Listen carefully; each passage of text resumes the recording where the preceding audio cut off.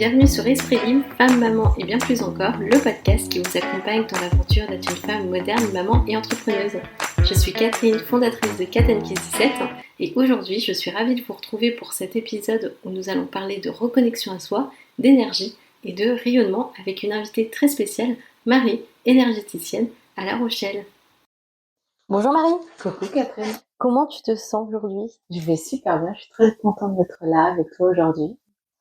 Si pour les personnes qui nous écoutent, donc qui ne te connaissent pas, donc moi j'ai la chance de te connaître, si tu devais te décrire en 3 mots, ça serait quoi?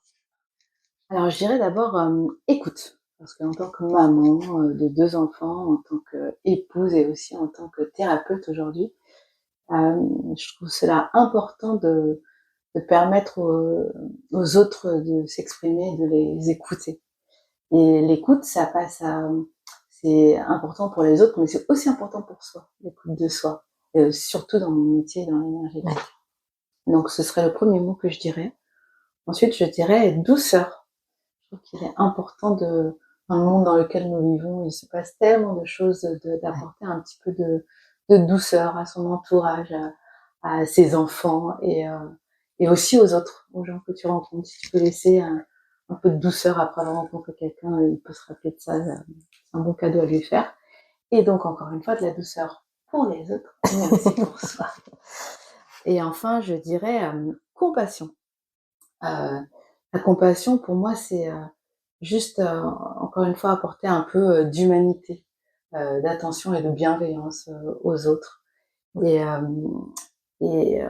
en fait, quand tu vois dans notre rôle de maman, c'est facile pour nous d'apporter de la compassion pour nos enfants ou pour ceux qui nous entourent, nos familles, nos proches, nos amis, de parfois même jusqu'à aller faire passer les besoins des autres avant les nôtres. Oui.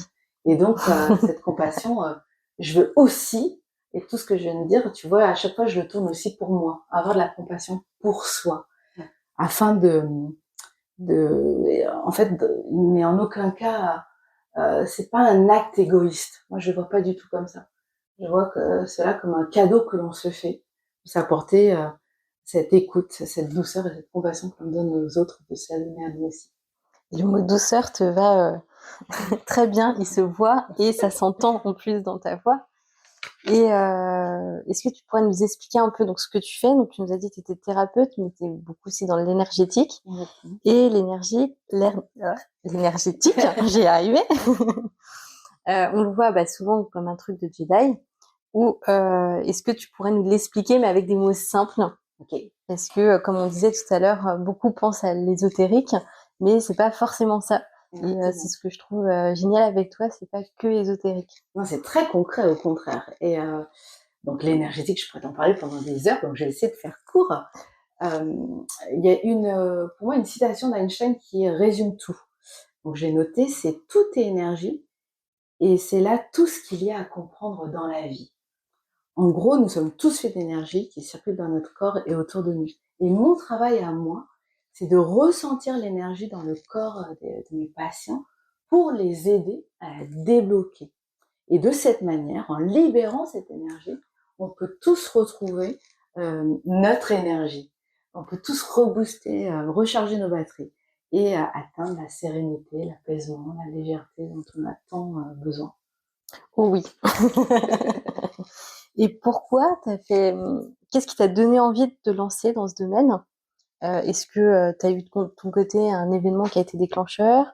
Est-ce que c'est un déclic perso après avoir eu tes enfants?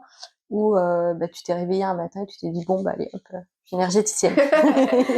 C'est les deux premiers plutôt. En gros, j'ai été, comme sûrement beaucoup d'entre nous, ou beaucoup d'entre celles qui ont écouté ton podcast, une maman débordée. Une maman qui a été surstimulée, qui a été épuisée, qui faisait beaucoup de choses en simultané. Et en fait, j'avais un gros job à responsabilité. Je travaillais pour une grande multinationale il y a plusieurs années. Je gérais en même temps 2 enfants en bas âge. J'étais expatriée, j'habitais à l'étranger, sans vraiment aucune famille autour de moi ou un cercle qui pouvait m'aider. et mon mari aussi travaillait beaucoup. Et après quelques temps, eh bien, ce qui devait arriver arriva. Mon corps, il m'a dit stop, il a lâché. Et, dans un premier temps, j'ai fait comme beaucoup, je suis allée voir, je suis tournée vers la médecine traditionnelle, et je suis allée voir pléthore de médecins, de spécialistes et même de psy pour comprendre ce qui se passait avec moi. Et je ne trouvais aucune réponse, aucune aide qui, outre les médicaments qu'on me proposait, je ne trouvais personne qui comprenait vraiment ce qui se passe avec moi et comment faire en sorte d'aller mieux. Jusqu'à ce qu'une amie me parle d'une connaissance qu'elle avait, une énergéticienne. Et c'est à partir de ce moment-là, ce moment où je suis allée la voir, que tout a basculé pour moi, que ma vie a vraiment changé. J'ai découvert en gros une méthode et non chimique, non invasive, même si je n'ai rien contre ça, qui m'a permis moi de me retrouver, de comprendre ce qui n'allait pas avec moi et de retrouver mon énergie. Et ce que j'ai vraiment compris, c'est qu'en fait, quand on va pas bien, qu'on manque d'énergie, qu'on est anxieux ou quoi, on a souvent l'impression que l'aide, elle va venir de l'extérieur. Et moi, j'ai enfin compris qu'en fait, je pouvais contrôler ça et l'aide, elle pouvait venir de l'intérieur. Je pense qu'on nous a habitués aussi à ça où, enfin moi je me souviens il y a quelques années, pareil, burn-out avec la société où je travaillais et direct et même quand on est tout petit, si quelque chose ne va pas, on dit: «On va chez le médecin». Exactement. Et c'est vrai qu'on a pris cette habitude et je pense avec nos enfants aussi, on leur dit: «Si ça va pas, on ira chez le médecin». Ouais. Mais on n'apprend pas, comme tu dis, à vraiment à s'auto-guérir et à se recentrer nous-mêmes. On a forcément besoin de l'aide extérieure. Exactement. Et Exactement. Et en fait, ce qui a vraiment changé ma manière de penser, c'est de comprendre que je pouvais contrôler, même si parfois on peut pas tout contrôler, les choses de l'intérieur en changeant ma manière de faire, en changeant ma manière de penser, en changeant mes habitudes, en remettant un petit peu en question tout ce que j'avais fait qui m'avait amené à me sentir si mal et à tomber malade. Et, en faisant cela, le déclic est arrivé. Non seulement j'ai guéri, je me suis sentie mieux, et je me suis sentie appelée pour œuvrer pour toutes ces personnes qui, comme moi à l'époque, n'avaient pas idée que cela pouvait exister, et donc de dédier ma vie à éduquer ces femmes et à les aider à aller mieux. Et donc pour le faire, je me suis formée pendant plusieurs années à ces techniques, euh, et, euh, et après avoir accompagné en ouvrant des cabinets aux Pays-Bas d'abord et puis ensuite en Belgique, me voilà arrivée à La Rochelle, en France, de retour aux sources, et je suis tellement heureuse d'avoir ce chemin qui s'ouvre à moi, d'accompagner peut-être des futures femmes ici à La Rochelle. Et tu dirais qu'en France, c'est quel pays où c'est le plus démocratisé? La France, la Belgique ou... Alors, les anglo-saxons sont très ouverts à ça. On entend beaucoup, il y a de grandes avancées qui sont faites dans les pays anglo-saxons, donc aux US, au Royaume-Uni. J'ai été surprise, mais aux Pays-Bas et en Belgique, il y avait beaucoup d'intérêt aussi pour ces médecines parallèles. Potentiellement aussi parce que dans ces pays-là, la médecine traditionnelle n'est pas remboursée comme en France. Donc, et elle est chère. Donc, les gens vont chercher de l'aide dans des médecines alternatives. Mais depuis que je suis arrivée, j'ai la sensation, et ce depuis quelques années quand même, que les gens sont appelés, s'éveillent et veulent en savoir plus. Et ont besoin de mieux comprendre leurs émotions. Par exemple, je ne sais pas si tu es au courant, mais j'ai lu qu'un des objectifs du gouvernement cette année, c'est la santé mentale. C'est un grand pas en France. Exactement. Parce que c'est la première fois qu'on en parle et que surtout ils en parlent au sein du gouvernement. Exactement. J'ai trouvé ça étonnant, incroyable. Mais pourquoi pas après voir ce qui va être réellement mis en place et qu'est-ce qu'ils appellent eux médecine alternative, parce que c'est toujours un peu ce problème-là en France, c'est qu'ils mettent les mots, mais Ouais. c'est pas forcément les mots que les gens attendent. Et ouais, c'est une bonne nouvelle, on verra. Exactement. Et ça s'ouvre et moi je veux y croire. Et je pense que il y a une conscience collective. Ouais. On l'a vu de prendre soin de sa santé en faisant plus d'exercice, de prendre soin de la nature en faisant attention à la nature. Je pense qu'il y a un retour un petit peu à l'essentiel et à prendre soin de soi d'une autre manière. Malgré tout, je pense que le Covid a eu peut-être du bon. Au Exactement. final, c'était Je suis peut-être un d'accord avec mal toi. pour un bien. Ouais. Et j'avais envie aussi qu'on parle des mamans et l'énergie, Ouais. même si on est d'accord que la plupart des mamans, c'est plutôt un manque d'énergie. Ouais. Et quelles pratiques simples peuvent aider à recharger les batteries sans prendre 3 heures? Parce Ouais, qu'on le bien sûr. sait, 3 heures, c'est beaucoup trop pour une maman. Oui, on est tout overbooké, on est pressé. Moi, je vais te donner 3 choses, 3 questions que je veux que tu te poses tous les jours. La première, c'est comment je me sens? Que ce soit physiquement ou émotionnellement, j'aimerais que tu te poses cette question. Donc peut-être que tu vas là, si tu es là, que tu écoutes ce podcast, c'est que tu as un petit peu de temps devant toi. Donc j'aimerais que tu fermes les yeux et que tu te demandes comment je me sens physiquement, émotionnellement aujourd'hui. Donc est-ce que je me sens triste? Est-ce que je me sens fatiguée? Est-ce que je me sens stressée? Est-ce que je me sens surmenée ou anxieuse? Première étape, comment tu te sens? Ensuite, comment cela se traduit dans mon corps? Donc, c'est-à-dire, est-ce que par exemple, j'ai le cerveau en ébullition, j'ai le cerveau qui s'arrête jamais? Est-ce que j'ai les épaules qui sont lourdes? Est-ce que j'ai la nuque raide? Est-ce que j'ai le bas du dos qui tire? Est-ce que j'ai mal à l'estomac? Est-ce que j'ai du mal à respirer? Une fois que tu as senti, que tu as fait le point sur comment tu te sentais et comment cela se traduit dans le corps, j'aimerais que tu te demandes de quoi ai-je besoin à ce moment-là.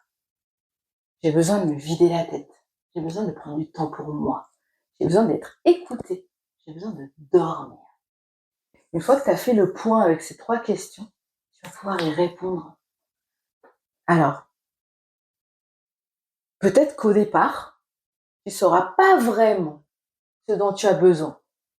Mais petit à petit, à force de le faire, tu arriveras à conscientiser.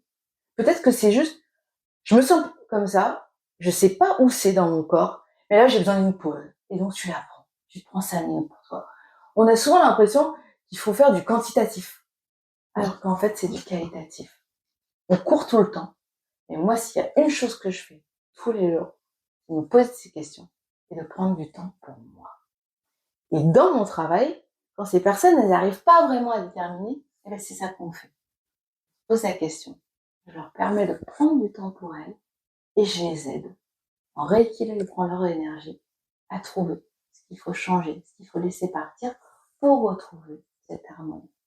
Pour rentrer dans l'action, parce que souvent, je prends mon exemple personnel, je discute avec des mamans de l'école et c'est vrai qu'on dépose nos enfants et il y a une maman en particulier, nos enfants ont été dans la même crèche, ils sont dans la même école aujourd'hui. Et l'autre jour, on s'est dit, on a pris 5 minutes pour discuter et on s'est dit, on n'a toujours pas pris notre café. Sauf que notre café, ça fait 3 ans qu'on doit le prendre. Ah oui. Et je me dis, on n'est pas encore passé dans l'action. Bien sûr. Et c'est vrai que c'est un peu le truc des mamans, on a du mal à passer dans... On sait ce qu'on a besoin, on sait qu'on a envie de prendre un café avec une copine pour discuter, mais passer dans l'action, c'est un peu plus compliqué. Et on l'a toujours pas fait, hein, mais on s'est vu, on s'est dit, mais en fait, ça fait 3 ans qu'on l'a pas fait, ce café. Pourtant, c'est 1 heure. Bien Ça sûr. ne prend qu'1 heure. Mais le fait de, tu vois, le fait que tu l'aies verbalisé, je pense que tu vas plus être enclin à le faire. Le fait de t'être posé. Parce que on a 1001 pensées à la minute en tant que maman ou en tant que femme. Encore plus quand on a un boulot à gérer. Donc, le fait de prendre 5 minutes, 2 minutes, même si c'est avant de te coucher ou avant de te lever le matin, comment je me sens? Comment ça se traduit dans mon corps? De quoi j'ai besoin? Et je me note que je vais répondre à ces besoins. C'est ça, tout dans l'action. Comme créer un groupe WhatsApp pour faire du cowork. Tu m'as dit que tu aimais bien et tu aimes surtout ce côté avec la fertilité, la parentalité, tout ça. Et tu accompagnes les femmes dans des moments clés, donc fertilité, grossesse, postpartum. Qu'est-ce que l'énergétique peut apporter à une maman ou future maman concrètement? Ouais. Alors, c'est vrai que en énergétique, on peut donc accompagner différentes pathologies, différents mots. Mais moi, c'est vrai que, et je le fais, mais le truc qui fait vibrer mon cœur, c'est la maternité et la fertilité. Donc, dans ma pratique, je vais recevoir des personnes qui ont soit des difficultés à tomber enceinte, donc qui suivent ou non un traitement médical dans leur parcours pour tomber enceinte, mais aussi des femmes qui vont être enceintes et qui vont vivre une grossesse difficile. J'en ai aussi parfois qui sont très conscientes de leur corps et qui n'ont rien de particulier, mais qui veulent accompagner leur corps et vivre leur grossesse de la manière la plus sereine. Et en fait, le but de mon approche va être de les aider à rééquilibrer leurs énergies. Pourquoi? Parce qu'à mon sens, la maternité, il n'y a pas de moment plus grand pour nous et plus difficile émotionnellement. Non seulement on a nos hormones en folie, donc ça, hormonal, ça ne nous aide pas, au niveau physique, mais en plus, on vit des chamboulements de vie qui sont hyper importants. Toutes les 5 minutes. Exactement. Qu'on essaye d'avoir un bébé, où là, ça peut être très compliqué quand on n'y arrive pas, ou quand on est enfin enceinte et qu'on va arriver à cette maternité, et même après, sans même parler du postpartum. Donc, la maternité, pour moi, est quelque chose de fascinant, mais de difficile à la fois. D'accord?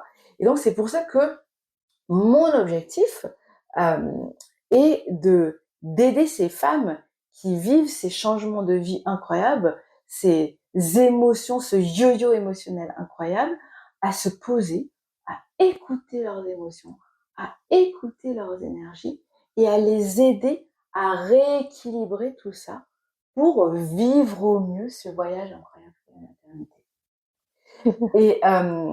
Et dans tout ce que j'ai pu vivre, j'ai 1001 expériences à raconter et à témoigner sur ces parcours incroyables, ces parcours de vie incroyables. Et je me réjouis tous les jours de recevoir ces témoignages. Et même parfois dans ma boîte aux lettres des petits mots, des messages et des faire Trop bien. de naissance de petits bébés qui sont arrivés suite au travail qu'on a fait. Et c'est vrai qu'il y a une chose qui m'a marquée, enfin une personne qui a été un petit peu le déclic. Elle s'appelait Laura et ça faisait des années qu'elle essayait d'avoir un bébé et qu'elle n'y arrivait pas, malgré différentes inséminations ou FIV, elle n'y arrivait pas. Et en fait, Laura a eu besoin de venir me voir pour lui permettre de, de réaliser ce qu'elle était en train de faire, de se poser des questions sur pourquoi elle voulait devenir maman, sur comment elle voulait aborder cette maternité. Et en mettant en y mettant cette intention de mieux comprendre et de mieux se connaître pour aborder ce voyage, ce projet de la manière la plus sereine, en gros, on s'est un peu rendu compte que elle avait vécu des choses dans son enfance qui l'avait amenée à douter d'elle et de ses capacités à être mère. Et en travaillant sur elle, on a pu travailler sur ses croyances limitantes. On a pu travailler sur ses peurs qui la hantaient et qui se manifestaient dans son corps, qui déréglaient son système hormonal, qui empêchaient cet enfant d'arriver, cette âme d'arriver. Et en travaillant sur elle, elle a pu le conscientiser, l'exprimer et le libérer. Et quelques mois après, elle est devenue maman. Génial. C'est une belle histoire. Ouais, c'est vraiment une belle histoire pour cette maman. Et c'est vrai que je retiens la question, se poser la question pourquoi on veut être maman. Ouais. Et je pense que c'est une question que très peu se posent. C'est pour certains cas, enfin voilà, on voit des cas aux infos. Enfin, ouais, je suis d'accord avec toi, on va se poser la question pourquoi on veut devenir maman. Et même moi, je pense que je me suis posé la question et c'était pas la bonne réponse. Je me suis dit mais en fait non, je veux devenir maman pour cette raison alors que c'est pas juste. Et au moment où j'étais en accord avec cette réponse que je me suis donnée à moi-même, je suis tombée enceinte. Après, ça a été très rapide pour moi, mais c'était une question importante. Et c'est vrai que je pense que ça joue beaucoup le pourquoi on veut devenir maman. Exactement, C'est pourquoi on veut hyper devenir maman, important. comment on veut aborder la maternité, parce que il y a plein de raisons. Enfin, on peut aussi subir une pression incroyable pour Oui, d'être femme. Et on a combien de personnes, comme ça même dans nos familles. Bon, alors c'est pour quand oui. tu as ton horloge biologique qui est en train de... Dépasser 30 ans, ça y est, quoi. Voilà, C'est fichu. exactement. Donc il y a plein de raisons pour lesquelles on pourrait ne pas avoir envie. Donc c'est juste important de se poser. Et encore une fois, c'est comment je me sens, qu'est-ce que j'ai envie, et comment je veux, quels sont mes besoins et comment je vais aborder cela, C'est vrai. entre autres. Ton quotidien de maman énergéticienne, ça ressemble à quoi? Parce que j'imagine que tu dois être très... tu fais très attention à tes enfants, peut-être pas plus que les autres mamans, hein, c'est pas ce que je veux dire, mais du coup, ça t'apporte quelque chose en plus, j'imagine, avec tes enfants. Ça peut être effectivement, on peut avoir, je pense avoir acquis une vision un peu plus large, mais je fais surtout comme tout le monde et de mon mieux. Aujourd'hui, c'est vrai que on parle beaucoup d'équilibre vie perso vie pro, parce que donc je suis une maman de 2 enfants, j'ai un mari, j'ai un travail, et comme tout le monde, j'essaie de survivre et de courir partout. Mais moi, ce que je retiens, c'est pas une recherche d'équilibre. J'ai pas de journée type, par exemple, à te donner. D'accord. Moi, la manière dont j'essaie d'aborder les choses, et peut-être que ça peut être une clé un petit peu pour vous, c'est l'harmonie entre vie pro et vie perso. L'harmonie, pourquoi? Parce que il y a des jours où le côté pro prendra le dessus, et d'autres où le côté personnel, où j'aurai plus de temps pour me consacrer à mes enfants ou à ma vie de maman. Et donc l'idée, c'est d'accueillir en tout temps ce qui se passe et de l'honorer, de respecter mon énergie, qui pourra pas toujours être la même. Donc en tout temps, c'est de trouver cette balance, cette harmonie entre ce que j'ai besoin de faire pour m'accomplir au niveau personnel et ce que j'ai besoin pour m'accomplir au niveau professionnel. Je sais pas si C'est clair, ça te convient. Enfin, ouais, on est toutes des mamans différentes, on est des parents différents. Et pour moi, il n'y a pas de... C'est une question, c'est vraiment toi, ton ressenti. Moi, personnellement, je suis plutôt quelqu'un où j'ai vraiment des journées types, où je dépose ma fille, je fais ce que j'ai à faire. Pour moi, c'est mon équilibre. Après, voilà, on est toutes différentes et c'est ce qui fait aussi ce monde. Et heureusement, parce que si on avait que des Catherine, ce serait pas tous les jours rose pour les gens, je pense. Pour ça serait très compliqué. Est-ce que tu as une astuce anti-stress? Alors, anti-stress. Ce que j'en ai 3 qui vont être différentes. Donc en tant que maman, en tant que femme, comme on le disait, on est souvent très stimulé, on a beaucoup de choses à faire. Donc moi, j'essaye, c'est quelque chose qui est non négociable. Tu vois, par contre, on parlait de la journée type avant. Moi, il y a une chose qui est non négociable tous les jours, c'est de prendre un moment pour moi. Peu importe la durée, je fais toujours le point avec moi-même, avec les questions que j'ai énoncées tout à l'heure, pour faire le point avec moi-même et me retrouver. Donc ça va être soit par sortir, donc je vais promener mon chien et j'ai un podcast sur mes oreilles. Ça va être un moment où je vais dans ma chambre, je vais écouter de la musique pour me relaxer. Ça va être méditer, je médite beaucoup, ou faire par exemple un peu de cohérence cardiaque.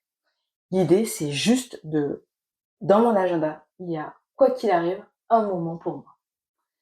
Ensuite, il y a une autre chose que je te conseille pour recharger tes batteries, prendre soin de ton énergie, pour réduire ton stress, c'est d'honorer. Je sais qu'on en parle beaucoup, mais c'est vrai, c'est d'honorer ton cycle. Et donc, tu auras de l'énergie qui sera différente en fonction du mois, du jour ou de la semaine du mois. Parce que on a plus ou moins besoin de repos, on a plus ou moins besoin de manger en fonction de notre cycle. Donc c'est pour ça que je te disais, j'ai pas de journée type, je m'écoute en fonction de comment je me sens aujourd'hui, quelle est mon énergie, où j'en suis dans la période de mon cycle. J'écoute ce dont j'ai besoin pour y répondre et pour pas aller à l'encontre de ce que mon cycle a vraiment besoin, et notre cycle naturel. Donc, premièrement, je ne passe pas une journée sans prendre soin de mon énergie. Deuxièmement, je m'écoute et j'honore mon cycle, que ce soit au niveau nutrition, au niveau sommeil, au niveau exercice. Enfin, pour celles qui sont pressées et qui ont besoin d'un coup de pouce rapide, parce qu'on est on a une crise, on a une situation de gros stress à gérer, je vais te parler d'un petit point d'acupuncture.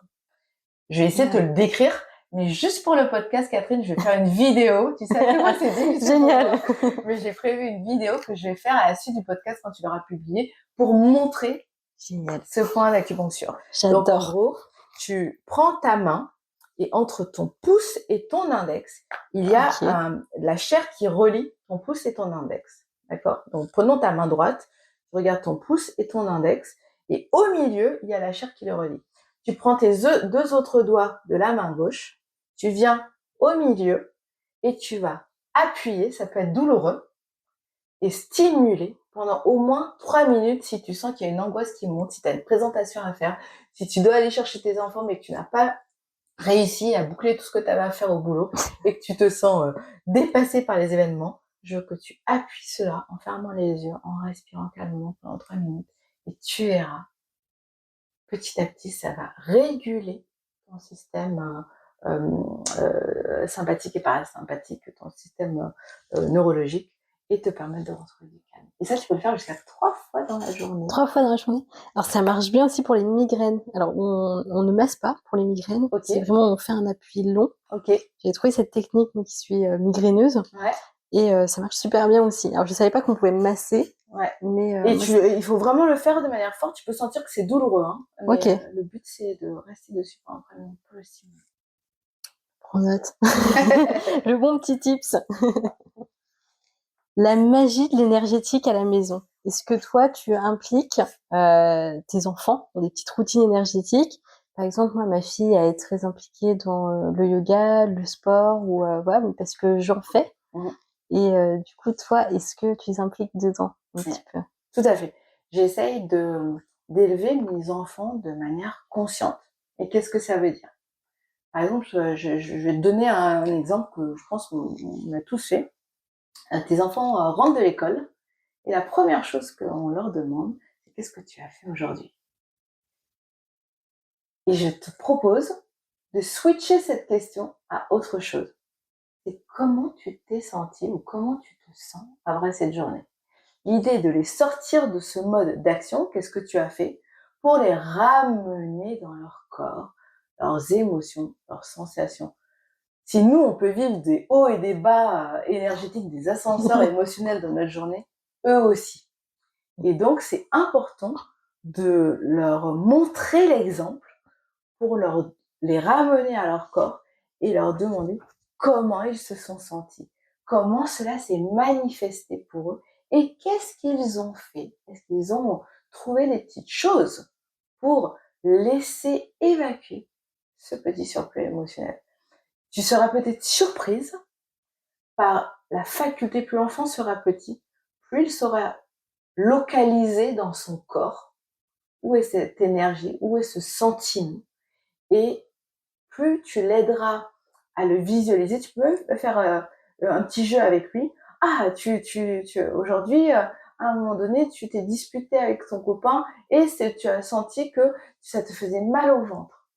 Eh bien, tiens, on va visualiser cette petite boule de stress dans ton ventre et on va souffler dessus pour l'aider à s'en aller. Donc, juste les ramener, et toi aussi, force-toi à te ramener dans ton corps. Comment tu te sens? Où est-ce que ça se localise? Et laisse-le partir. Ça, c'est une première chose. Ensuite, ma baguette secrète, quand je sens que mes enfants rentrent de la maison, que moi aussi je me sens stressée et que je sens que l'ambiance elle est un peu électrique, c'est d'utiliser le son. Comme je te disais, tout est fréquence, tout est énergie, donc tout est comme des hertz, tout est vibration. Peut-être que toi-même tu as remarqué que quand tu vas te faire un massage, et si tu as la chance d'aller te faire un massage, dans ces lieux-là, ils vont toujours mettre une musique apaisante. Ouais. Parce que le fait de mettre une musique va créer une atmosphère propice par le son, par les vibrations, pour t'aider à lâcher prise. Donc moi, dès que je me sens un peu stressée, et que mes enfants rentrent du boulot ou qu'ils commencent à se chamailler à la maison, je mets la musique, une musique calme, apaisante, pour ramener tout le monde dans des bonnes fréquences, des fréquences douces, des fréquences d'harmonie. Et il y a des hertz spécifiques qui nous aident à... Oui. Sur YouTube, il y a pas mal de Exactement. musique comme ça maintenant. Et ça marche très bien. Enfin, Nina, nous, elle est très réceptive à la musique, ou très vite, ça va l'apaiser. Exactement. Même si c'est du AC/DC ou du Queen. Alors, Queen, elle est c'est surtout la voix. Ouais. Elle aime beaucoup la voix de Freddie Mercury. Elle a un sens là-dessus où je ne sais pas, dès elle entend Freddie Mercury chanter, tout de suite, elle va être apaisée et elle va être vraiment dans un autre monde où elle va commencer à danser et tout ça. Donc ça marche très très bien. Si tu devais résumer ta vision de la maternité, pour toi en une phrase, ce serait quoi? Ouh là là, tu me donnes des challenges. Euh, euh, alors, ma vision de la maternité ne se résume pas seulement à mettre au monde un enfant. Bien sûr, ça c'est fantastique et on a cette chance, nous les femmes, de donner la vie à un nouvel être humain. C'est aussi garder en tête que en donnant la vie, tu vas renaître toi aussi à toi-même. Je parle souvent de fertilité consciente ou de maternité en conscience et du fait qu'il faille renaître à soi-même pour donner la vie. C'est un processus qui va, si tu le vis de manière consciente, si tu prends conscience que tu accueilles cette vie en toi, ce souffle de la vie en toi, et que quand tu vas donner cette vie, tu ne vas plus être la même personne, tu vas vivre quelque chose qui va transcender la personne que tu es aujourd'hui. Tu vas découvrir un amour en toi que tu n'avais pas imaginé. Tu vas découvrir une force en toi que tu n'aurais pas imaginé. Des capacités physiques à lutter contre le sommeil que tu n'aurais pas imaginé. Un instinct qui va se révéler que tu n'aurais pas imaginé.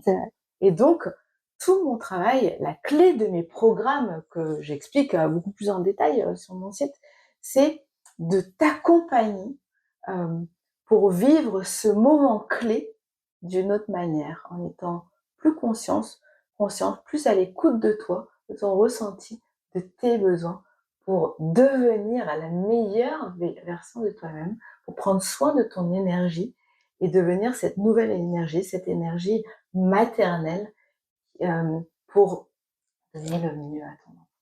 C'est vrai, les forces. Mais je me souviens, j'avais très peur de l'accouchement. Ouais. Vraiment très peur jusqu'à la fin. Et j'ai accouché et je me suis dit à un moment pendant l'accouchement, je regarde mon compagnon et je lui ai dit non mais c'est bon là je peux plus, j'abandonne. Ouais. Sauf que c'était un peu trop tard. Et c'est vrai que les sages-femmes et Sylvain me dit mais non mais tu vas y arriver. Je dis mais non mais j'en peux plus. Et c'est vrai que j'ai trouvé cette force. Et c'est une fois où j'ai accouché et que j'ai pris conscience que j'avais mis au monde ma fille, parce que j'ai eu un temps de ça y est, elle est là. En fait, c'était tout pendant qu'elle était dans mon ventre, c'était un peu abstrait. Et c'est une fois qu'elle a été là où je me suis dit ah en fait j'ai réussi à mettre au monde un enfant. Et je me suis dit mais je suis incroyable. Je me suis lancé des fleurs. Je me suis dit mais c'est pas possible que moi, Catherine Maignan, ait réussi à mettre au monde un enfant. Donc c'est vrai que cette force, voilà, pour les futures mamans, rassurez-vous, vous allez la trouver. On l'a en nous. On l'a en nous, c'est sûr. C'est juste, elle va arriver au bon moment. Petite touche finale pour finir ce podcast.